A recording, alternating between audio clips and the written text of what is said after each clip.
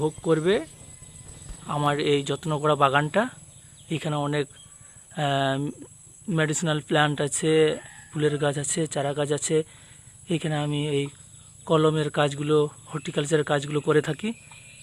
তো এই জন্য আমাকে মানে এইখানে এদেরকে কম চান্স দেওয়া হয়।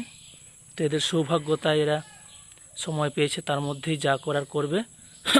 আহ আহ আহ।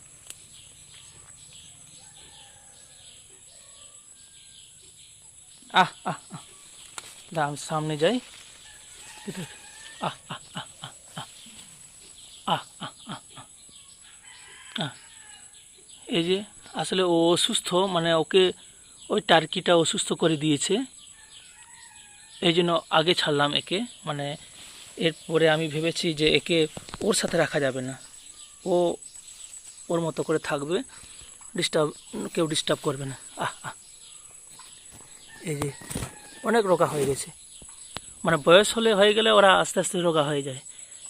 ওই জন্য ওদেরকে একটা একটা টাইমের মধ্যে ওদের বিক্রি করে আর কি, তাতে লাভ থাকে। আর সে টাইমটা পেরিয়ে গেলে এ, ওদের ওয়েটটা কমে যায় আর সমস্যা হয়।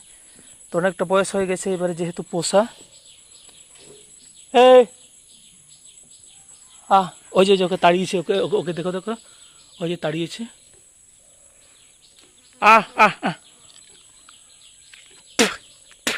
আহ। ওকে তাড়ায়, মানে দেশিগুলো ওকে দেখে তাড়ায়। মানে ও তো টেকনিক জানে না, কৌশল জানে না। তো কাজে ওর একটাই কৌশল বাঁচার, যেটা হচ্ছে পালিয়ে বাঁচো। এই যে এদিকে আমার মানে সব দেশি মুরগিগুলো আছে, আমার বাড়িটা মিডিলে, তো এই জন্য সব মুরগিগুলো, বিভিন্ন রকমের মুরগিগুলো আছে, এবং আমার যে ধ্বংস করে, আমার বাগানটাকে ধ্বংস করে এরা। আর এই যে মুরগিগুলো ওই যে চলে গেছে, ওই যে ওই যে ওই যে সাদাটা।